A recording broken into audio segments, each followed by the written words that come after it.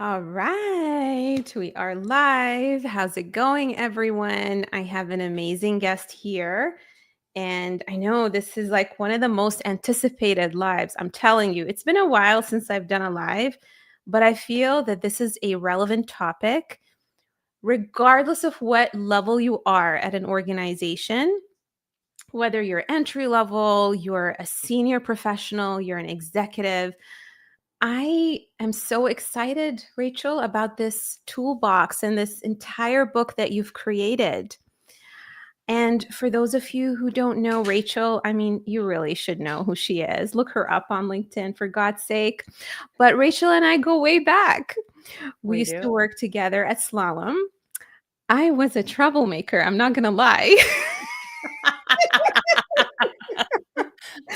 I mean, all of you know this. I did quit over text at some point. It wasn't while Rachel and I were working together, though, I promise.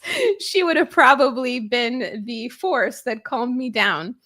But why I invited Rachel here is because honestly, she is, first of all, when we were at Slalom, she was, and she still is, an amazing engagement lead and senior account manager. She wrangled, this billion-dollar program, billions of dollar programs. And she has this amazing knack of making people feel heard and motivating them while dealing with very, very tough situations. And for those of you who are in consulting, you know what we're talking about. And hi, Spencer. Say hi, everyone, as you join in. So, this is why I invited her. But um, I heard about her book. I saw her post. She didn't tell me about it. Rachel, why didn't you tell me about it? But you do know like so many people. So, of course, you're not going to tell every single person individually. But as soon as I saw her post and heard about her book launching, and she generously, sent it to me, and I read the story behind it. Well, first of all, my heart, and then second of all, it's just, such a universal concept. And I think instead of spoiling it, I'm going to pass it on to you, Rachel, to share with us this amazing gift that took years and years of being in multiple consulting companies and bringing in your wisdom from Salesforce as a leader and raising an amazing son. So we're going to go into the pivotal moment that is behind writing this incredible book. I will pass it on to you. Awesome. Thank you for the kind words. And Nadia, as always, it's awesome to just be in your presence and spend time with you today. And thank you for this opportunity. I really do. I appreciate you amplifying what is in the book. So the hard moment, the pivotal moment. So I'll take you back. Cooper was in middle school. He was in 7th grade. So he was 13 years old. And Cooper was in lunch line with his other buddy, and they were talking about gaming because that was their interest. And this other child turned around, who was actually in Cooper's math class. He turned around and got in Cooper's bubble just a little bit too close. And Cooper said, "Can you step back?" Like, he wanted him to get out of his bubble. And for those of you who don't know, Cooper is autistic. And so that personal space is like super important to him. And so he articulated his request, and Wayne, the other little boy, flicked Cooper off. He gave him the middle finger. And Cooper gave him his middle finger. And so now we have this exchange of middle fingers going on. And Wayne continues to push into Cooper's bubble, and Cooper continues to articulate, take a step back. And Wayne said the words that ignited just a horrific event. And he said to Cooper, "Why are your hands so white?" And for Cooper has a very scientific brain. Yeah. And so he sat in that question and he said, I don't know. Why are yours so black? And Wayne and 4 of his buddies went to the back of the lunchroom, and shared this information with another student that was sitting back there that was not in the line. And Cooper didn't think anything of it. And he continued through with his buddy, and he got his lunch, and he went to the table that he always goes to sit at, and he started to put his tray down on that table. And this other kid that wasn't in the conversation, he came up from behind and he was yelling, "Say it to me, say it to me. What'd you say? What'd you say?" Why he rained physical, pure violence down on Cooper's head, and he was punching him and beating him. Cooper had a para that was just standing nearby, and Cooper's para tried to grab the kid but couldn't. And the kid swirled around the lunchroom like Tasmania Devil on a cartoon, and he came back and he got him in the face, and he started punching him in the face. More adults are now joining in, trying to squash the situation, and the kid continues to run around and get away from these adults. And he comes back and he lands some significant punches on Cooper's left temple, and he's just beating his face. And they finally had 6 adults enter the lunchroom, and it took all 6 of those adults to get that 12-year-old child under control and off of Cooper. Cooper was rushed out of the lunchroom and into safety. But the school waited 2 hours before they called me.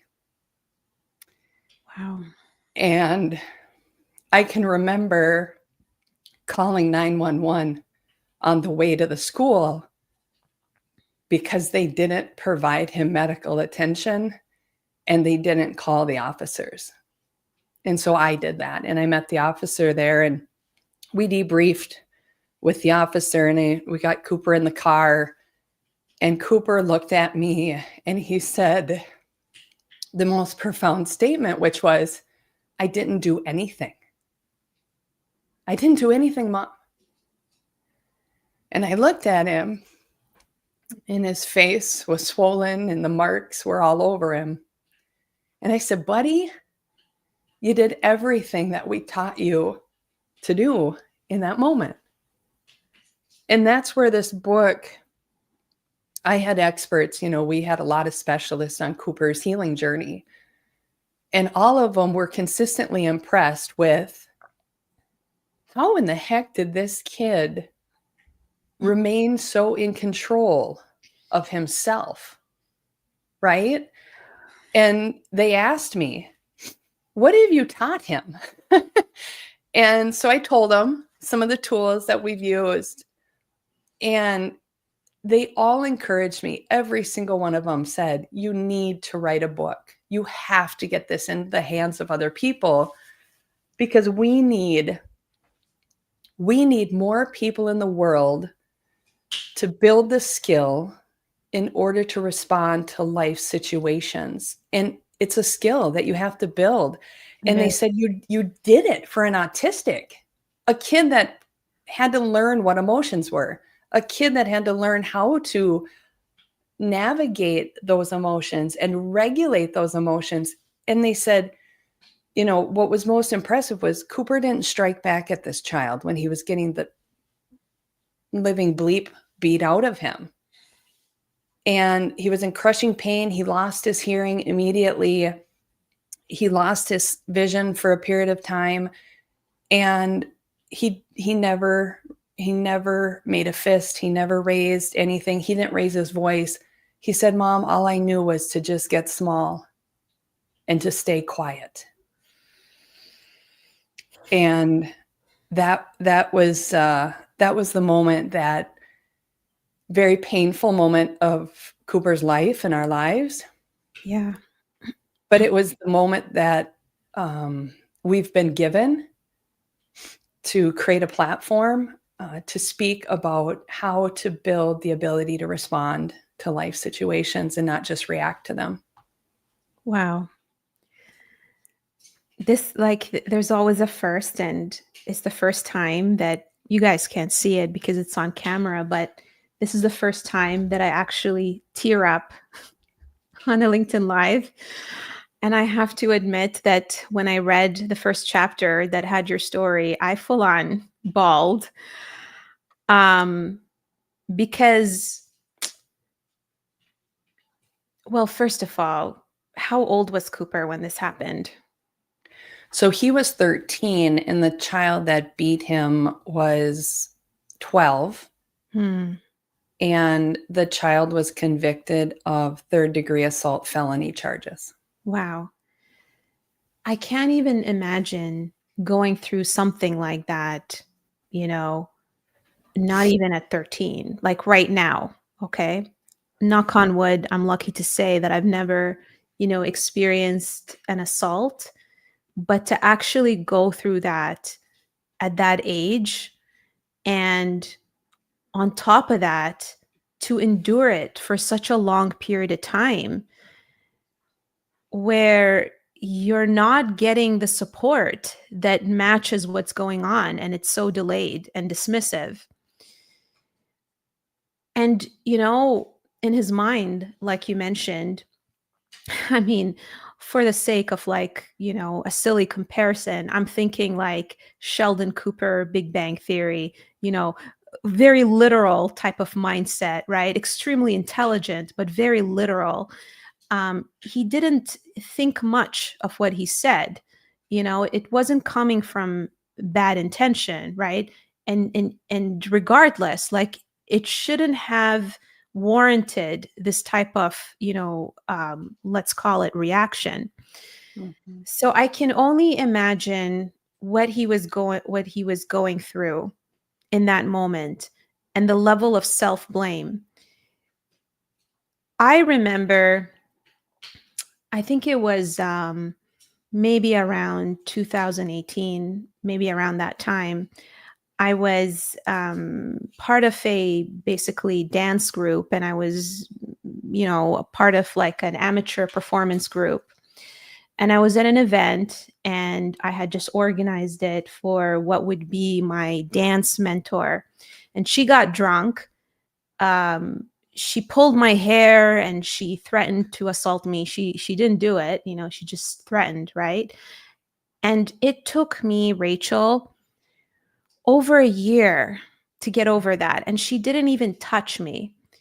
And I'm an adult, like, in my 30s.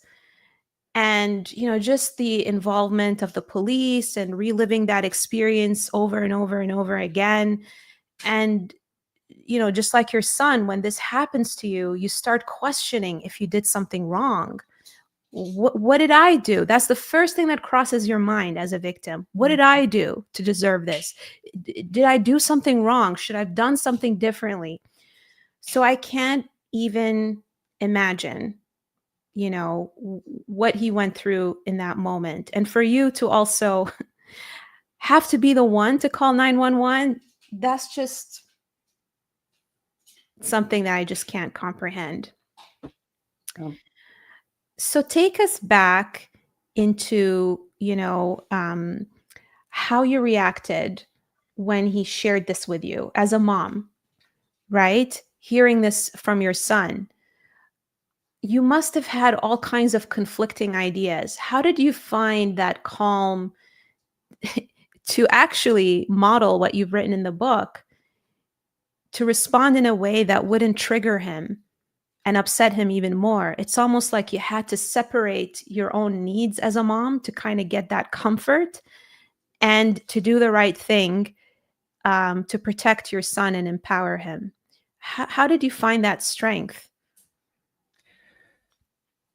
Well, I think two things on that.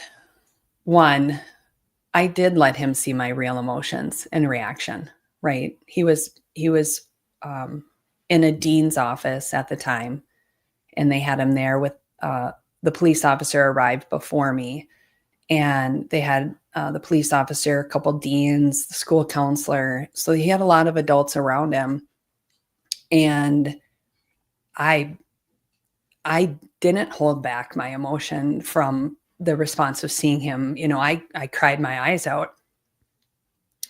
But then I geared into this other space of almost an observer to it, and knowing first I needed to get him the medical treatment that he needed. And then two, I needed to make sure that we took the right steps to ensure accountability. And I think it just, I almost went into my business mindset. I almost went into large problem sitting in front of me, right? Large problem, simplify and process and run it through. And that, that's what I called on was that I really, to this day, I don't know why that other child did what he did, but I don't think that matters. What I feel for that other child is sadness that he had so much anger in his 12-year-old body that he could inflict that much physical hurt and damage onto another human being. And that's that I feel sad for that little boy, because that's a lot. That's for the damage that he did to Cooper and the injuries that he caused, quite significant. Yeah. I think that all of your basically upbringing and education and experiences in the corporate world influence this in some shape or form. And I think the reason, I mean, not everyone obviously has a child and has a neurodivergent child. And I do believe that, if for those of you who do have one, you are absolutely going to benefit from this book. It's literally a toolkit. And you mentioned to me as well that Cooper's specialist, was it his neurologist who, Richard? Yeah. Dr. Richard Ziegler. Yeah. Dr. Richard. What did he say to you? He said that in all of his years, he's never encountered someone who put together such a framework to actually help, their son in the way that you have. But I think on top of that, I do believe that everyone encounters a bully in some shape or form. Everyone encounters someone who dismisses their feelings or makes them feel less than, or just pushes their buttons to the point that you're almost like teetering between, putting them in their place and jeopardizing basically the outcome. And, how do I do this in a way that's actually going to benefit us all? Right. And some of you are in the transformation space. I know that a lot of my followers are in the world of agility and transformation, and you're dealing with big personalities and difficult personalities. And some of you, are somewhere in the middle management, which is actually one of the tough places to be, at the director level. You're sort of in between, the people that you're leading in the ground and just feeling their complaints and their pain. And then you're taking basically the orders from the top. And how do you create that peace? And there's a lot of that chaos.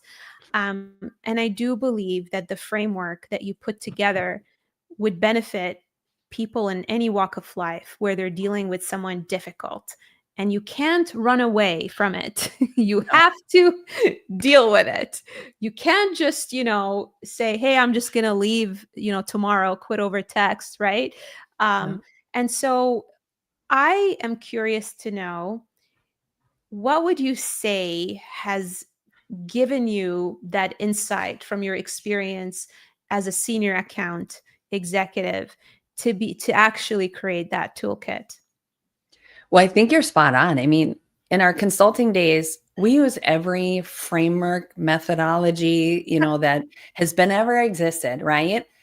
And my brain is clearly geared to call upon those. And so it was pretty simple for me to think of putting Cooper at the center in the AMP model. When you get the book, you'll see that Cooper is at the center. And so I would ask any of you to put that person that maybe is difficult or mysterious to work with. You just can't quite read them or understand them. Put them in the middle of that model and ask yourself the questions of, what is the knowledge that I need to acquire about this individual so that I can support them better, so that they can show up as their best selves? How do they, what's their attitude and mindset? Are their goals motivating them? Are the rewards big enough for them? How are they showing up, right? And then think about that participation. I often think of this from a standpoint of not only like what triggers them and what responses do you see from any potential triggers? Do you know their triggers? Like, what are their hot buttons, their pet peeves? Like, really get to know them. And then I always say about participation, I've coached soccer and basketball, and no coach during practice just sits on the sidelines and yells, okay, let's do some finishing drills. Let's do some foot skills. Let's do some layups, without showing the players how to do those things. And I think that's what participation looks like. If you're wondering, why isn't this person showing up in this way? I really challenge you to fill out that circular, putting them at the center, because you might unveil some gaps that you've made assumptions about. And you can take more of a empathetic but active role in supporting them. Absolutely. Was there, I mean, feel free to share or maybe, keep it high level, but what would you say was a very tough situation that you dealt with in the workplace, especially as an account executive? And maybe walk us through like some pieces of the framework that you use to actually handle the situation. I'm so curious. Yeah, I thought on this, obviously, over the few weeks in preparation for this moment right here. There's a lot of stories I could share, but one comes to mind was a few years ago. We were all on an internal meeting, so it's all same team. We're all on the same team. We're wearing the same logo, right? So we know our corporate values. Yeah. We know how, our culture. And so we know those things, and we share those things, and we extend those things to one another. And I can recall a team member got upset with me because he didn't like that I went to a particular meeting without informing him first. And he berated me in front of the entire 15-person team. And in the back of my head, the framework and these tools were popping. And the first one that popped was, no one gets in trouble for being quiet, for being silent. You can never get in trouble for being silent. So I stayed in that comfortable space of quietness as I took on these words. The other thing was 2-1 none. 2-1 none is a very simple practice, and you can all do it today with your family, with your coworkers. 2-1 none is grounded in, it takes two people to argue. If one drops out, there is no argument. They can't argue with themselves. They can try, but it's going to end pretty quickly because there's no reciprocation. You're not sending anything to them. So I really encourage everyone to remain in that silent space and be okay with that. Be okay with remaining silent and really practice that 2-1 none as part of that. And then the other part is player B. Player B is the player that engages after player A has set up the situation. So in this case, my colleague is not treating me very kindly with his words in a meeting. And I have two choices. I can become player B and I can engage the way he wants, like the way he's treating me. I can send that right back to him. Or I can choose to not become player B. And I can choose to operate the way my values say I will operate in that moment. And so that's just one example that popped that had both of those tools like coming together. And you have to be able to recognize that, right? The other thing is recognizing his function of behavior. There's only 4 functions of behavior that drive behavior. And that's, we as business professionals, we don't get to learn that. They don't teach us that in business No, school. they don't. We only learn that because Coop and his autism, right? Early on in the journey. And the 4 functions of behavior, attention seeking, avoidance, tangible, or sensory. And, you know, if I had to name his function of behavior, he was getting some attention from the way he was acting and treating me, but he also wanted something tangible. He wanted me to give him something that I couldn't because the situation had already passed. So I couldn't give him anything tangible, but he wanted something tangible. He wanted to know when I was having meetings, but it already passed. And so as I sat there in the silence, as I chose 2-1 none, and as I chose not to become player B in that situation, he got tired of talking and he said, "Well, what do you have to say for yourself?" And I said, I don't know what I can tell you at this moment that will change anything. All I can focus on is going forward. And I said, now I know your standard and now I know what you expect of me. And so I think sometimes we have to, in that, we have to learn, right? We have to learn people's operating model or their default settings. And it's not always fun. It's not always fair. But I think I came out of it feeling pretty crappy because someone treated me poorly. But at the same time, I felt awesome because I stuck true to who I am. And he didn't move me off of that square. I remained me. Yeah. I'm trying to go back to my corporate world experiences, even though it's been a while, and also think about how I respond to others. And maybe even, I don't even want to call it respond all the time, because I do feel that sometimes I react instead of respond, which is a big difference. And I'm actually thinking of a situation that happened this morning.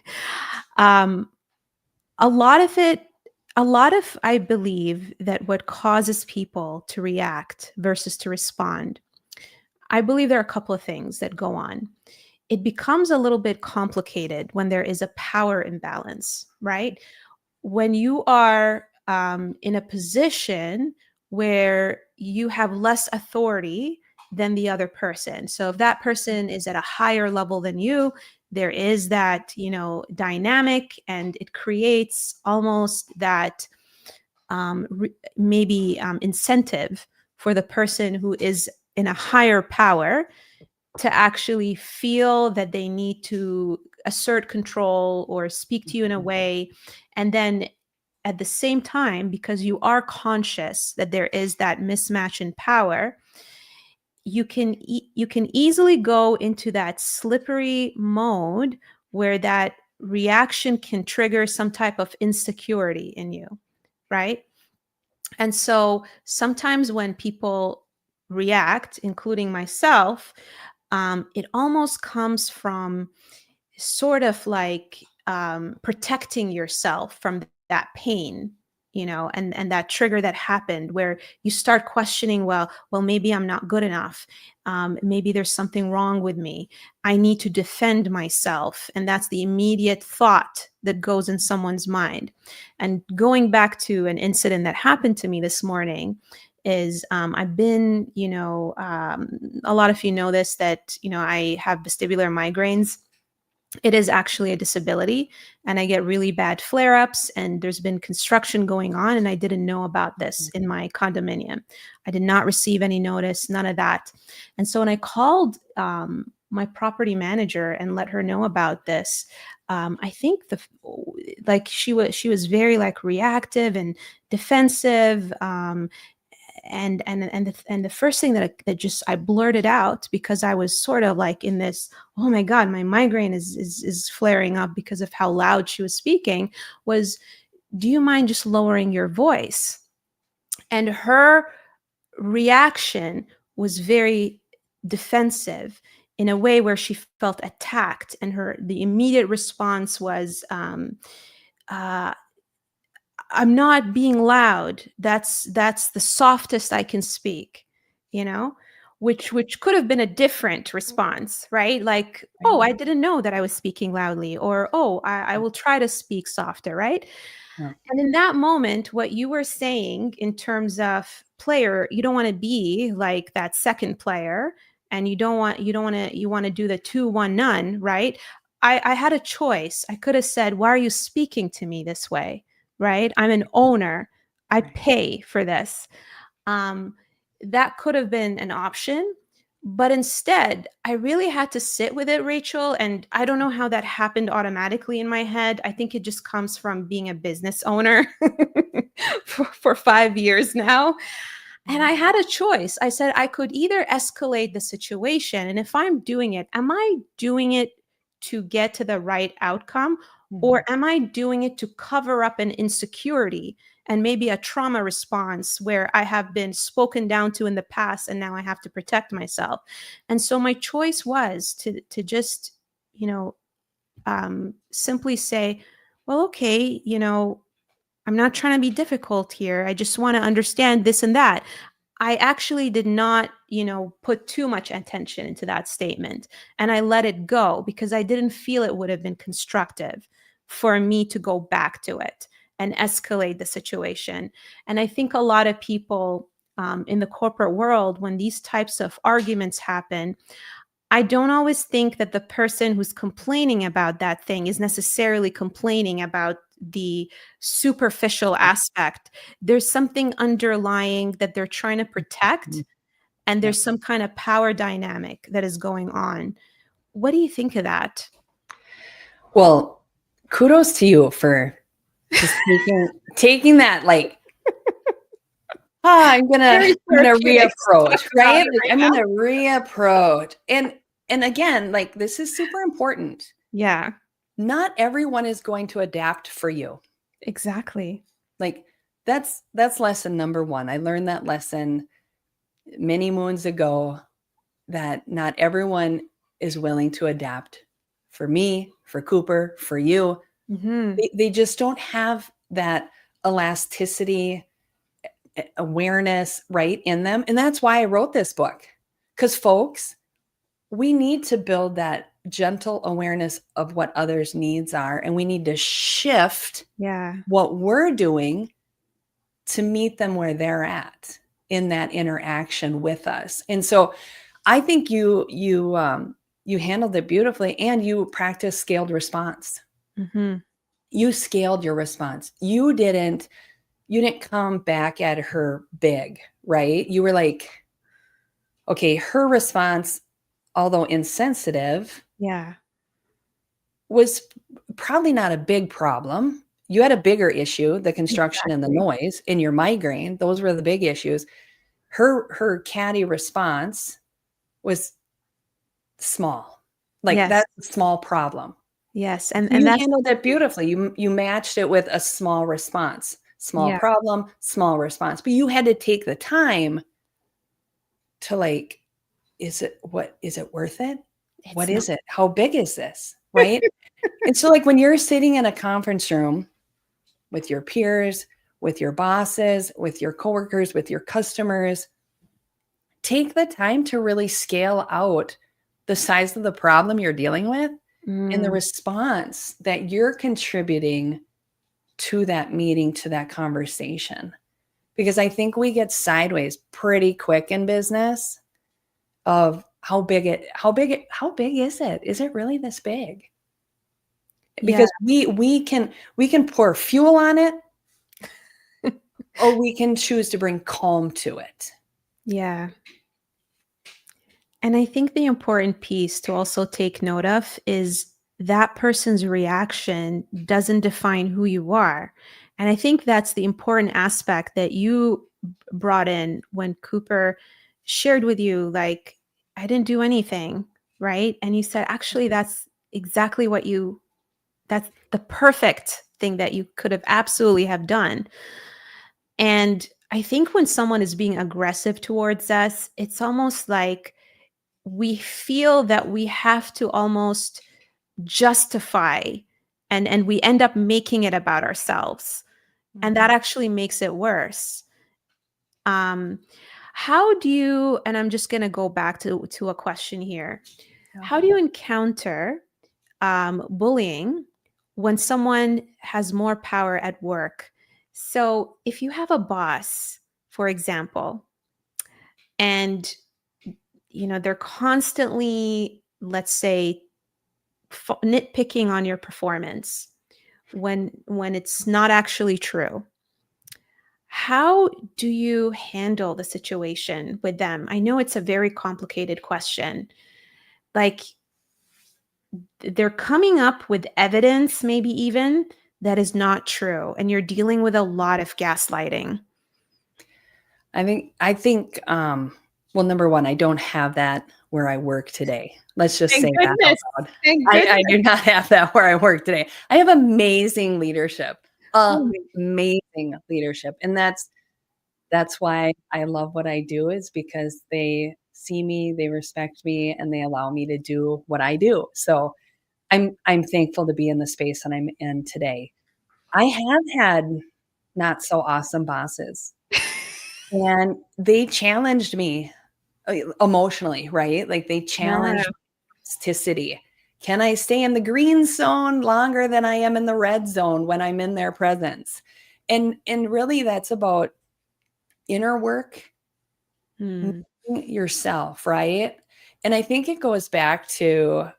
um it goes back to a worksheet that Cooper did when he was in 3rd grade.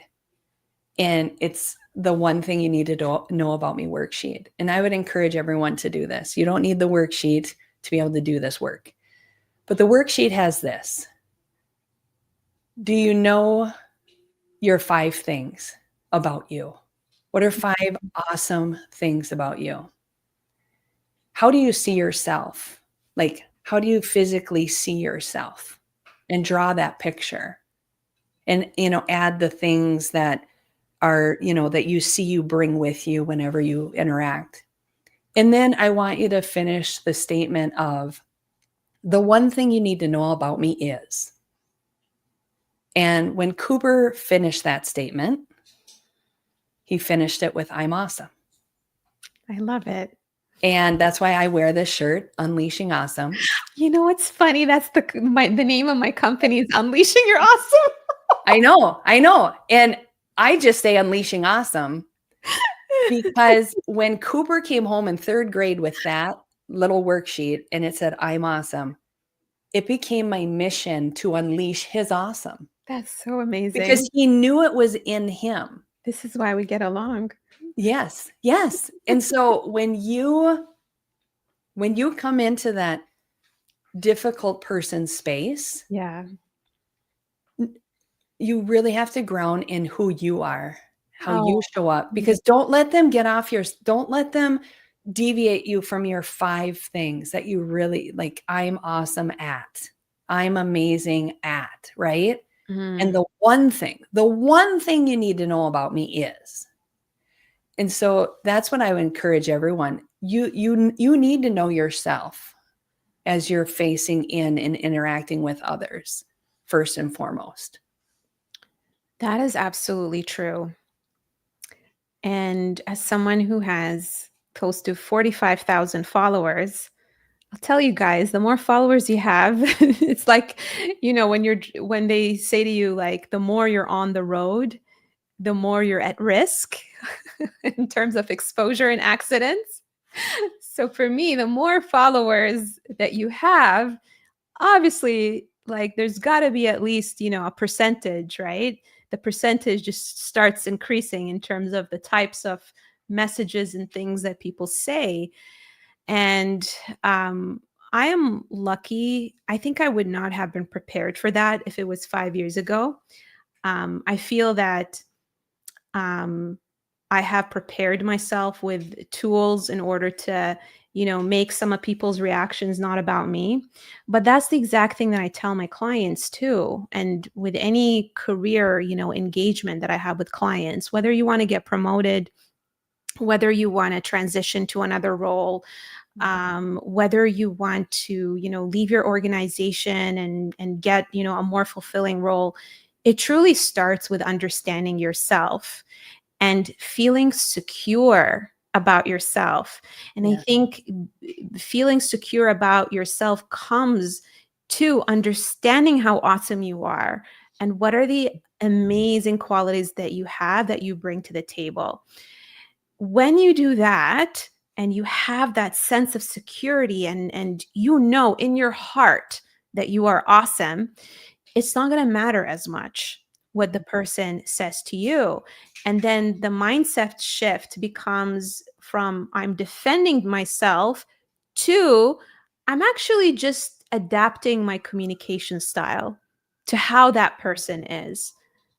And Yes. it's more about them than you. And we're Yep. not telling people to dismiss how they feel or ignore, or minimize that person's reaction, right? But Right. what we can do is not fuel the fire and control what we're able to control, which is our response.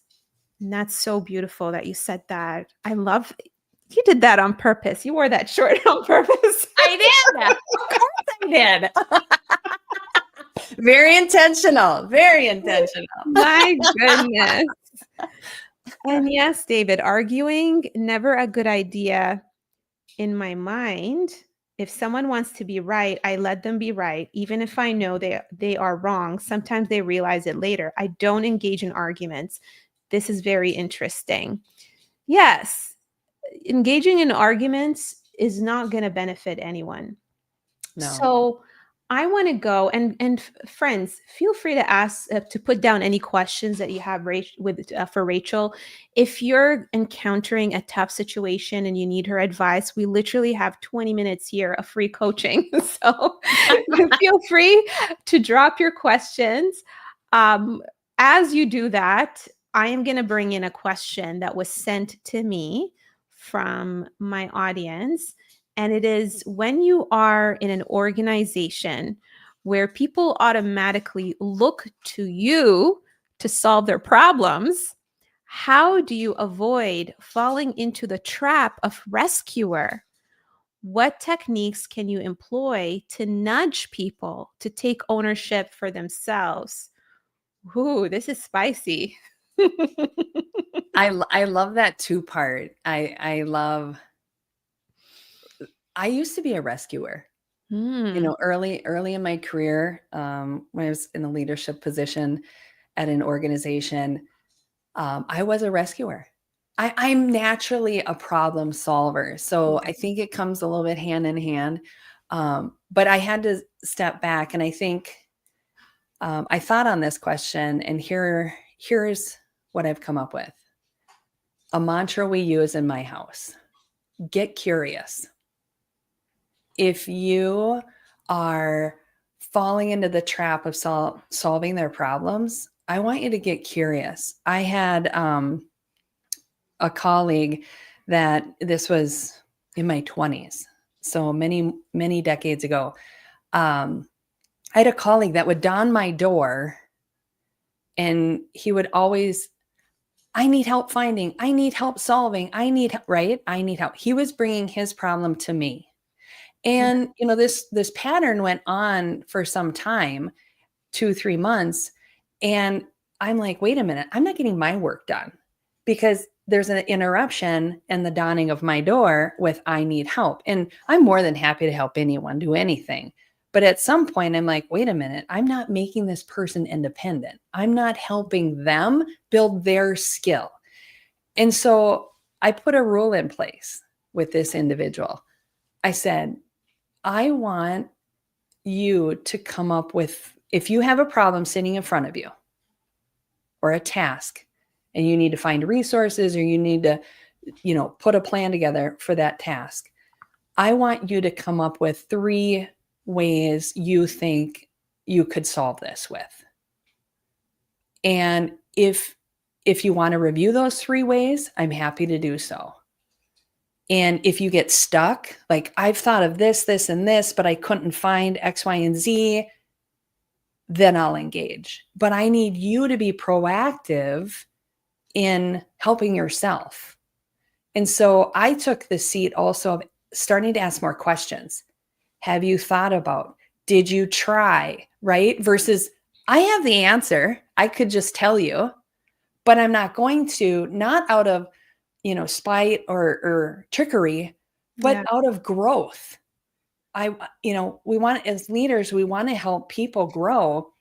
And so I started asking more questions and positioning as questions. So that's the first part, because I think there's 2 parts to this question. That's that falling into the trap of the rescuer. Get curious. See what patterns you're enabling with that coworker in the organization. Start asking questions and create a structure that enables their growth.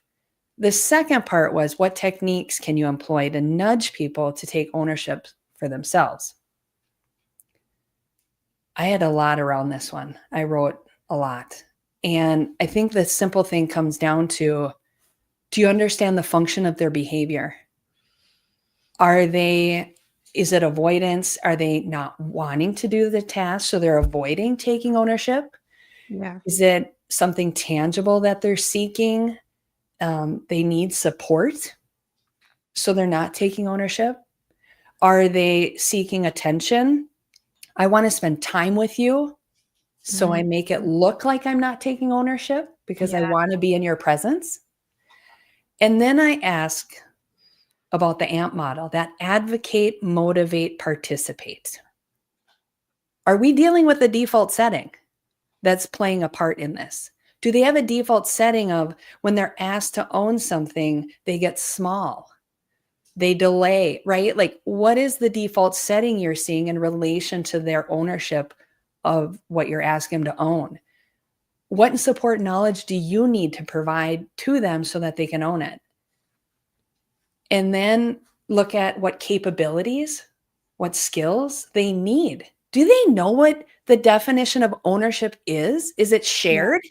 Have you articulated it out loud out here and said, when I give you something to own, my expectation is it looks like this, very specific. And let them articulate back what they heard so that it is shared. And also give them the grace and the room to do it in their own style. I have come across, I have a very specific style, very specific personality, right? It's an interesting personality that I have. But I have colleagues that do the same jobs that I've done in my past that have a different style. Yeah. But I can remember a boss, this is probably 15 years ago. He didn't want to promote someone to the position that would be the same position that I was in because they didn't show up like me. And I advocated so hard for that individual because I said, listen, we don't need everyone to be a Rachel in the world. That'd be too much. We need to respect his style. And so when you're thinking about ownership, yes, like, we're all different. We all show up different. And so if you are intense and you're type A or a triple A, like you're go, go, go, and this is how you own things, that's your style. But don't expect to inflict that style onto someone else that isn't that. So that's why I go back to definition and expectation. That's super important. Exactly.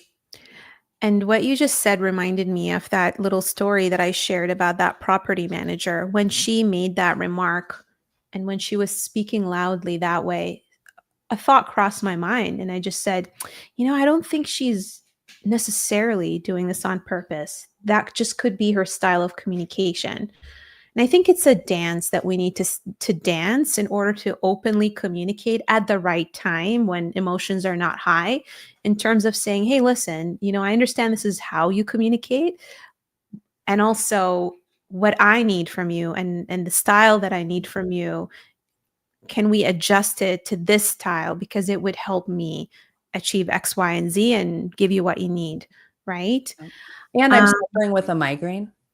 yes, and I'm struggling with a migraine. And that there goes the empathy, right? You opened up to why you it to dial back the volume because you had a physical need. Yes, Yeah, being yes, vulnerable enough to share that. absolutely. The thing about what that question that we just answered around, basically not going into that basically enabler mode, um, it really ties to me into not creating codependency. Mhm. And this is something that I personally struggled with as a coach, mainly because I grew up in a very codependent, environment within my family, where I saw that my mom, was acting in a certain way where she would always go into this martyr victim, mindset, and always like, give, give, give, give, give, and put so much value into giving when it's not something that she wanted to necessarily do, right? And at the beginning of my coaching practice, this started seeping in, where people were messaging me at all hours, and I felt that I had to give so much and I'd feel guilty if I wasn't available. And then I realized that this is actually not helping people at the end of the day. It wasn't even about my discomfort. It was actually not helping people, because when people would complete my program, I didn't feel that they were empowered to be self-sufficient, to the extent of, I was writing people's resumes from scratch. I was just, always being the one that they come to. And that shifted how I basically created my business model after that, when I ended up with that self-awareness and started getting that feedback and realized that I was actually not helping people. And I ended up, turning my program into a community-based program, Mhm. where it kind of gets people to not just rely on me, but to actually openly share what they're going through, because that's another exercise that I think people need to basically, or that's a skill set that people need to have, is in the workplace. You're not actually supposed to rely on one person. Right. You're supposed to really be good at networking, and being a team player, and talking to different people, and actually feeling vulnerable and comfortable to actually share your thoughts in a meeting, versus taking your boss aside and letting them know after the fact, right?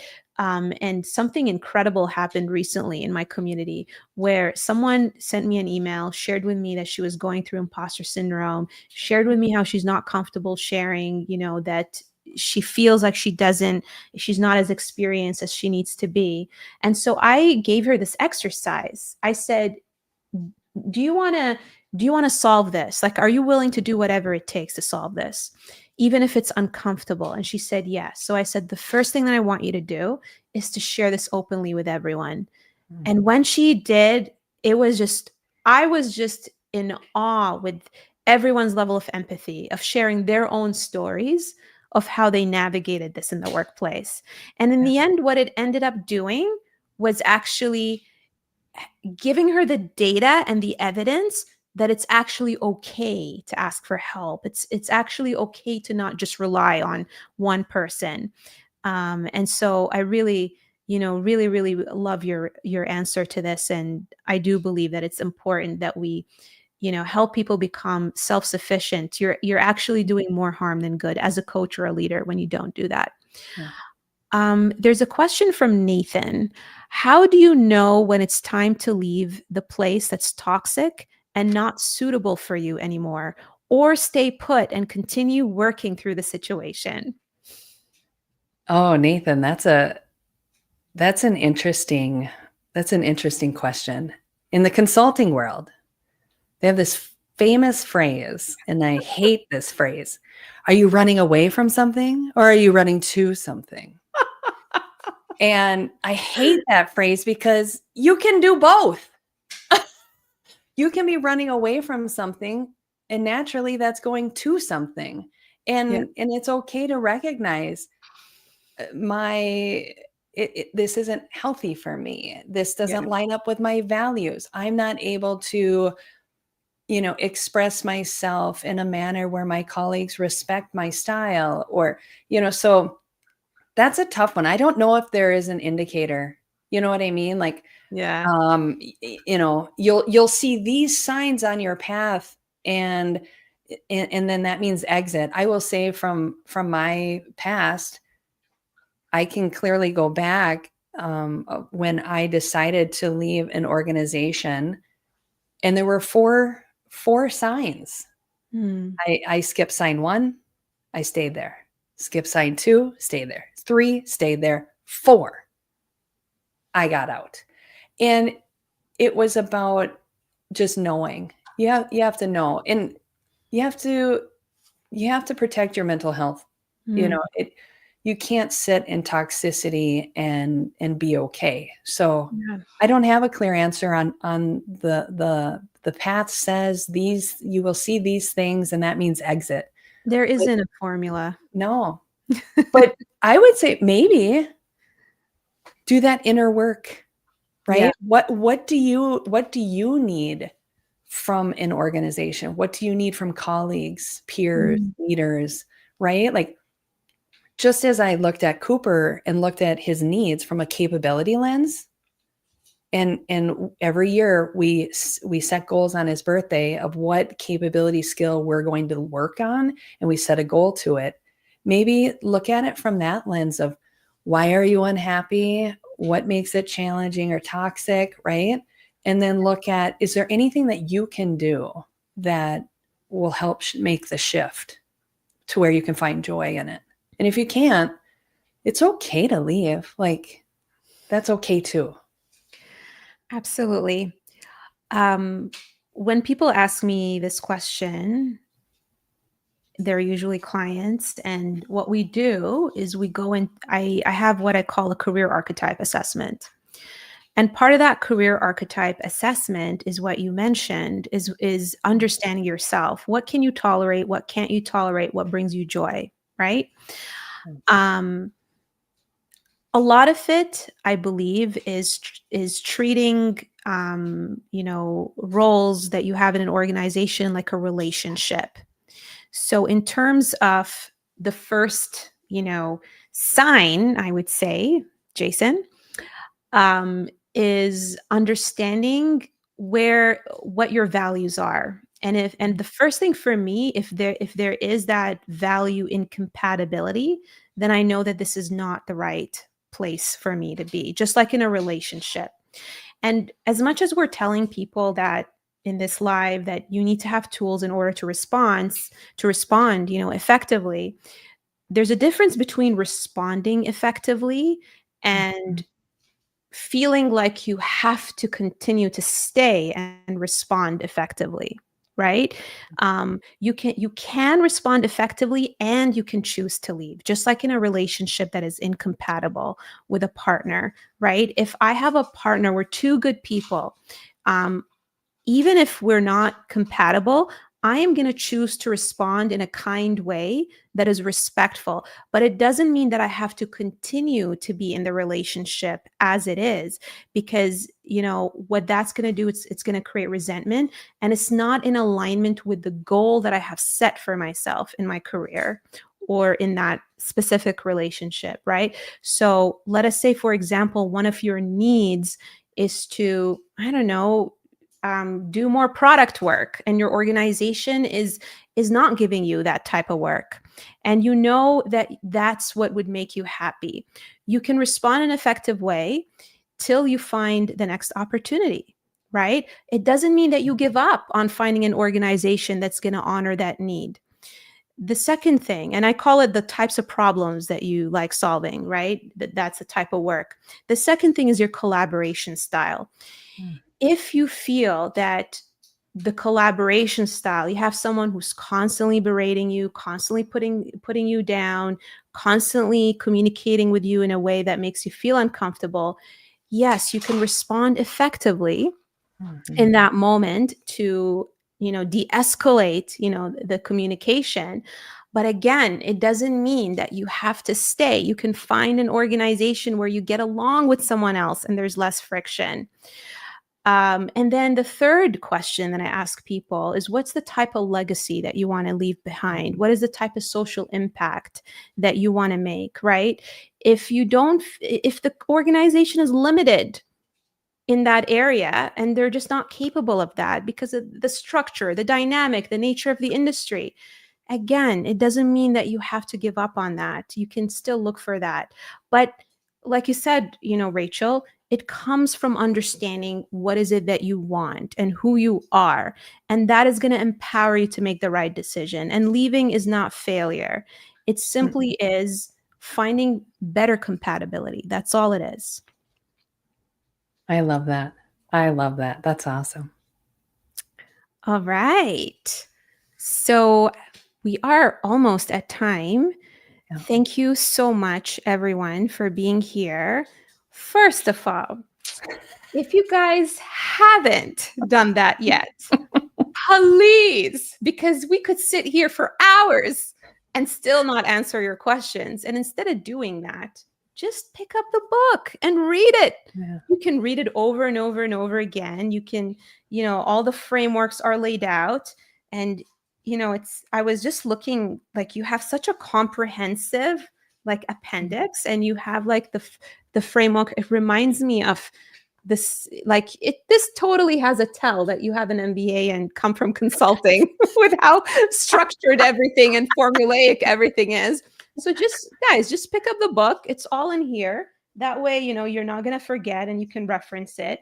It's written in such a beautiful way, in a storytelling way. I honestly couldn't even put down the book. I'm like halfway through and it's only been a week that I've been reading it. And I've also cheated and also looked at the tools. So get it. You're not going to regret it. I love this book. I do. I love it so much. So get the book. That's awesome. I'm like a, fan here.